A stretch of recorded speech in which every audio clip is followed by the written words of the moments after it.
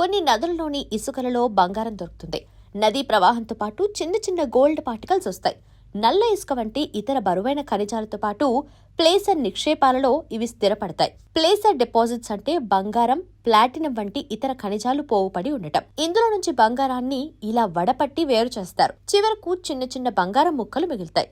ఇలా బంగారం దొరికే నదులలో భారతదేశంలోని సువర్ణరేఖ నది గురించి ముందు చెప్పుకోవాలి. ఈ నదీ ప్రవాహంలో స్వచ్ఛమైన బంగారు కణాలుంటాయి. అందుకే దీనికి సువర్ణరేఖ అని పేరొచ్చింది. స్థానిక ప్రజలు ఈ నదిలోని ఇసుక నుండి బంగారాన్ని సేకరిస్తారు. సువర్ణరేఖ నది రాగి గనుల ప్రాంతాల గుండా ప్రవహిస్తుంది. ఆ ప్రాంతంలోని రాళ్ల నుండి బంగారం కరిగి నీటిలో కలుస్తుంది. జార్ఖండ్ రాష్ట్రంలోని చోటానాగ్పూర్ పీఠభూమి నుండి ఈ నది ఉద్భవించి పశ్చిమ బెంగాల్, ఒడిశా రాష్ట్రాల గుండా ప్రవహించి బంగాళాఖాతంలో కలుస్తుంది. నది అడుగున ఈ బంగారు కణాలు కనిపిస్తాయి. ఈ నది నుండి స్థానికులు బంగారాన్ని సేకరించి తమ జీవనోపాధి పొందుతారు.